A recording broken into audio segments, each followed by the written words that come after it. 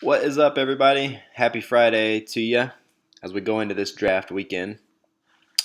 Wanted to come to you guys this afternoon with some pre-draft power rankings based on keepers that everyone selected. As you can see here, got my little list 1 through 10 power rankings. We're going to start with Mr. Jeffrey's team. So, just to give you guys some heads up, power rankings were done basically by looking at your starting lineup. That's why we kept 11 of the 22, because basically your starting lineup. Obviously, it doesn't line up perfectly, with some people choosing a defense and some people choosing an extra running back or receiver or whatever. But basically, your best 11 is what we're going off of here. And this is just, my personal opinion based on firepower of the keepers you chose, and just kind of overall, yeah, depth of certain positions, firepower, and maybe draft position a little bit. I don't know. Doesn't really play into it that much for me. Anyway, let's just jump right in. Number 10 in the TDGC pre-draft power rankings, we got Mr. Jeffrey. Jeff suffered some horrible luck last year. I believe in the preseason he lost McKinnon to a knee injury. The whole Le'Veon Bell situation, just not off to a good start. And then a big late season trade with Jason to acquire Kareem Hunt literally days before, if not the day before, all the Hunt drama kicked off.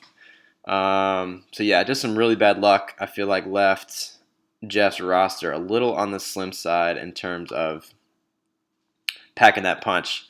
Although, courtesy of Mr. Matt Breida and Zach Ertz last year, Jeff is one of 2 teams that defeated me. So maybe he has more firepower than I'm giving him credit for. Really like Carson Wentz this year, and the Eagles offense think they're going to fly high. Le'Veon Bell should see a resurgence. He's got some good pieces here. Not overly impressed by the receivers, the receiving core, I guess. Who knows? Like I said, I don't know anything. This is just a guessing game most weeks. But, yeah, just feel like overall just lacking that top end, punch in the mouth type of feeling. So, Jeff coming in at number 10. Let's move on up the list. Got Mr. McHugh. Let's go see McHugh's team. Theodore of Clan Bridgewater.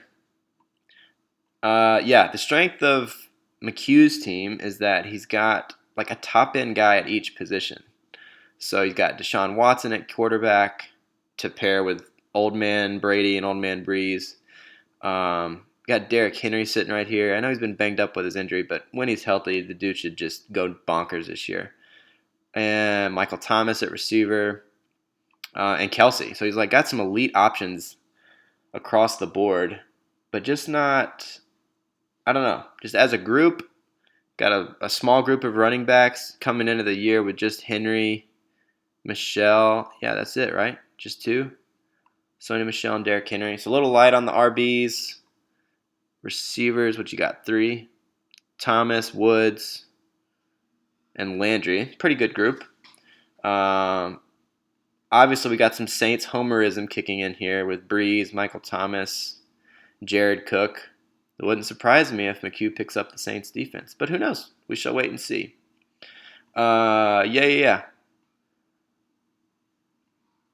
Overall, decent group. Just, again, kind of lacking that punch you right in the mouth type feeling that I'm looking for from you guys. So, McHugh's coming in at the 9 spot. Let's move on up. Mr. Bain, newcomer, taking over Brock's old team. Like his roster a little better. Slightly better. So let's see. He's got 2 great quarterbacks here with Goff and Rodgers. I guess Rodgers could be a little bit of an unknown with a new head coach, coordinator, but let's be real. He's still calling the shots. Love the running back duo of Saquon and Nick Chubb. David's a Georgia guy, so I'm sure that just tickled him pink to get Chubb on his roster or have Chubb on his team. Same kind of issues as McHugh. Like, got some really good top-end options, especially at quarterback. running back. Julio is an elite option, and then got the Chicago defense. But yeah, pretty shallow otherwise. But yeah, I feel like he's got enough boom each week that he's going to probably upset some folks. Probably needs to address tight end, but we'll see how that goes. Yeah, Bain at number 8. Who else we got? Balmer. Probably a little pissed off at me that I've got him at number 7, but let's go look at his team. More than a Thielen. So let's start right off with the strength. It's his receivers. I mean, what a nasty trio of DeAndre Hopkins, Juju, and Adam Thielen. Thielen, however you say his name. I think it's Thielen. Yeah, crazy group of 3 right there. Quarterbacks, a little wishy-washy. Josh Allen could be solid. The dude's a gamer. Can't take that away from him. Kirk Cousins. Yeah, I think that Minnesota offense is taking a step back. They want to go more run heavy. That's just not the way to win in the NFL these days. I think his points will suffer a little bit. And even though I don't love his running back, group of Tarek Cohen, Shady McCoy, Jordan Howard, Philip Lindsay, Adrian Peterson, at least he's got some options. So while I don't like any of those options for his running back group, at least he's got quite a few to work with. Who knows? 1 or 2 injuries. Maybe some of those dudes pop. And a recent trade for Evan Ingram. So got a well-balanced group of 11 players here. Coming in at 7 on the power rankings. Let's move on up to Dirty South. Dirty South. It's got... honestly, after last year's draft, I kind of thought Dirty South had one of the better rosters. And that was when he had... who all did you? He had Gronk. I feel like you had elite options everywhere. You had Cam, you had Kamara, Antonio Brown, and Gronk. I mean, I just looked at your team back last year and thought it was very scary. And honestly, it might have gotten a little scarier this year. We'll see what happens. But with Lamar Jackson coming on late in the year and Cam Newton, hopefully Cam is fine. But yeah, if those 2 dudes stay healthy, look out. Probably not a better quarterback duo in the league. At least fantasy league. Let's see. Aaron Jones, Kamara, that's a great duo. Hopefully Aaron Jones finds some new legs with the new offense. I feel like he's just kind of been an underrated player the last couple of years, but he traditionally is like top 5 in forced missed tackles per touch, broken tackles. Just super efficient and just hasn't gotten the workload. We know how good Kamara is. Antonio Brown, total X factor here. I have no idea what's going to happen with that Oakland offense. Godwin, if you've been paying any attention at all this summer to fantasy football sites, writers, podcasts, everybody's beating the Chris Godwin drum. Dude should be huge this year. He's got Hunter Henry coming back. Talk about somebody that's been unlucky with injuries. But when he's been healthy, Hunter Henry's been solid. Don't love Sterling Shepard in that Giants offense, at least while Eli is the starter. I think they're all going to struggle a little bit. D.D. Westbrook looks like he's in for a big year, at least based on that Week 3 preseason game. Dominated the Jags in targets. And you always got Mr. Reliable James White. Yeah, Dirty South chose to keep a defense. Not sure if that's a good move or not. I guess I didn't really talk about that for any of the other teams. But I don't know. Maybe it was one of your best options. Defense I don't feel like moves the needle too much in our league. But I could be wrong. Maybe they will turn out good this year. All right, so that was Dirty South at number 6. Let's move on up to Mr. Jason, number 5. Why on earth would I put last year's runner-up at number 5? Well, you guys may have heard, may not have heard. Andrew Luck retired, and I feel like that was a double whammy for Jason. He had Luck as his QB1, and Luck was probably consensus top 3 fantasy pick going into this year. And then he had him stacked with T.Y. Hilton. So I feel like losing Luck off of his roster and just the ding to Hilton is going to really hurt. Pretty good group of players, skill players. I think Jason might be the most wide receiver heavy roster right now after the trim down into our keepers. Got a pretty good group. Amari Cooper, T.Y. Hilton, Keenan Allen, Tyler Lockett. Underrated, but should be the number one receiver in Seattle with really no competition. And then who else? Tyler Boyd and Josh Gordon. So quite a group.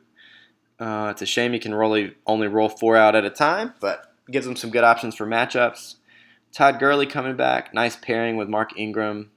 And then he just acquired Dak in a trade.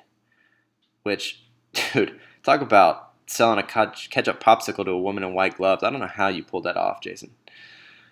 Getting Dak for LaShawn McCoy. Very nice, very nice. Yeah, that's Jason's team. I would love to see a few more running backs that he would have on his roster. I guess he didn't really have any other ones to keep. So clearly that'll be an area that he needs to address. But got some firepower still. Like I said, dropping luck and the ding on Hilton pushed him down the rankings a little bit for me. That's Jason at number 5. Mr. Marky Mark, Mama said, coming in at number 4. I feel like Mark's team last year finished 4th in points for. So obviously he was getting production out of his guys and really just liked the overall balance of the team. He doesn't have his players plugged in quite right yet, but he was one of a few guys to keep 3 quarterbacks, Matt Ryan, Jameis Winston, and Sam Darnold. I think all 3 of those quarterbacks are going to be extra solid this year, especially Jameis. Hopefully now with Arians. Pretty great group of running backs, in my opinion. David Johnson. Who knows what that Cardinals offense is going to be like, but all signs are pointing to a lot of points, a lot of firepower, a lot of need to score because their defense is terrible. So love DJ there. Shout out to that magical 2016 season. Or 2017. Can't even keep it straight now. Let's see. Who else we got? Tevin Coleman. I think he's going to eat in that San Fran offense. All signs are pointing him to being the number 1 over Breida. Kerryon Johnson should excel in Detroit. And then Devontae Freeman coming back. So, I mean, that is just an awesome group of running backs. And then caps it off with a really solid group of receivers. Julian Edelman should be PPR machine, half PPR machine for us. Calvin Ridley is turning it on. When healthy, Will Fuller and Deshaun Watson have quite a connection there. And then AJ Green. I mean, goodness. So you talk about a group of, 8 skill guys, 4 running backs, 4 receivers. That's a pretty gnarly group of 4. He'll have to address tight end, defenses, whatever. But yeah, I really like Mark's squad coming in to the 2019 season. All right, that leaves us with our final 3 Russians coming in at 3. Honestly, I could have gone. Mark and Russians here could have flip flopped. What am I doing? Really like both their teams, but I think what puts it over the edge for me is just I feel like Mike's team has a little bit more. I don't know, top end potential firepower. I mean, Zeke holding out hurts his squad big time right now, but I don't think that'll last too long. Beckham Jr., Mike Evans, O.J. Howard, I feel like he is, he's right in that. I mean, you got the top tier tight ends, Kelsey, Ertz, Kittle, whatever order you put those guys. And I think you got O.J. Howard in a tier all by himself. Robbie Anderson really turned it on at the end of last year with Darnold. So hopefully his injury is not too serious. Curtis Samuel, explosive. He's getting all the rave reviews in training camp. And then obviously we know what Mike Williams is capable of. Touchdown machine. So yeah, I just kind of feel like Mike's top end is pretty impressive, at least skill player wise. Quarterbacks, maybe not so much. Detroit was wanting to run the ball, play good defense, so he may not get as many opportunities to sling it like we're used to for Stafford. And Mitchell Trubisky, man, what a polarizing player the dude is. But when he's on, especially with Nagy coaching, we know he can have some big games. So yeah, I feel like Mike's got that top end gear that I'm looking for some points being scored. That leaves us with Marriott coming in number 2. Yeah, I think I said it on the last video. I wanted no part of Marriott's team this year. Let's go check him out. 30 to 50 feral hogs. Nice reference. Yeah, so he's got kind of like Mark's team. I feel like just got an unreal group of skill players at running back and receiver. Russell Wilson holding down the QB spot. I mean, could there be a more telegraphed number 2 pick than Kyler Murray slotting in right here, which should be huge. Same things I said about David Johnson. They're going to be behind a lot because their defense is terrible. That offense, all signs are pointing to that offense being really good. And the dude is fast as hell. I mean, I don't know if anybody else saw that video from the summer of Andy Isabella, their rookie receiver, ran like a 4.31 at the combine. It was like all these skill player guys were racing. And only one player was close to keeping up with Isabella, and it was freaking Kyler Murray. So that should tell you something. Dalvin Cook looks poised to explode this year. Vikings want to go run heavy. He looks great in the preseason. Mixon, love him as a player, hate his situation, but we know he can, turn lemons into lemonade. Dude's just a phenomenal athlete. Who are his other running backs? Yeah, Marion and I had a big trade. I thankfully got rid of Melvin Gordon. His holdout situation is scaring the crap out of me. But if Melvin comes back and slots in with Cook and Mixon, watch out. He's got Eckler to hold down the fort until Melvin comes back. And Geis, don't really know what Geis is going to be this year. I'm kind of afraid he's still a year out from being truly special in what he was at LSU, but we'll see how that works out this year. And the receiving group, really solid. Devontae is his number 1. Diggs is his number 2. That's awesome. Kupp, I don't know. I mean, they say he's healthy and ready to go. I don't know how that's even possible for somebody, but yeah, if Kupp gets back to his form of last year before the injury, he's going to be an unbelievable number 3. And he's got Pettis, who I feel like is Marriott's wild card here. Yeah, great overall squad. Going to be putting up points every week. Look forward to our 2 matchups there, Matt. Yeah, pulling up the top, my squad. Like I said, I felt like it was really close with me and Marriott. If Melvin Gordon was playing and we knew he was going in, obviously we may not have made our deal, but it is what it is. I feel like my 11 is still just cream of the crop. Mahomes goes without saying. The dude's a freak. I think Mayfield's going to turn it on this year. Getting Beckham there is going to certainly help. Really like Fournette. Dude has had a great offseason. Shed about 20, 25 pounds. Just got his mind right. I think he's in for a bounce back.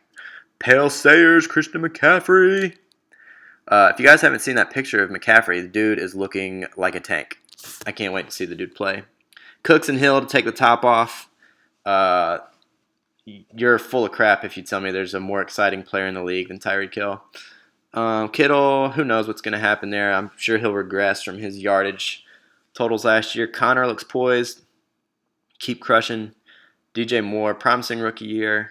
Hopefully Cam is healthy, or else this could hurt me a little bit. Damian Williams, he's my wild card. I mean, he turned it on last, 6 games of 2018? But dude's always had problems staying healthy, so we'll see how that works out. Cortland Sutton, I feel like with Flacco, it's kind of a great pairing. This could be a great choice for a keeper. It could be a horrible choice for a keeper. But I'm swinging for the fences here, boys. Trying to win back to back. Anyway, sorry I was a little long-winded. Wanted to put out a pre-draft power rankings. Again, here's the order of my opinion. Yeah, after the draft's over Sunday night, I will probably get a video out early in the week, Monday or Tuesday, once we fill out our rosters, and I'll come back to this screen and I'll update the power rankings and fill it in again. I'm sure some of you might change positions a little bit. Anyways, hope everybody has a good weekend getting ready for the draft, and yeah, see all of you guys Sunday night.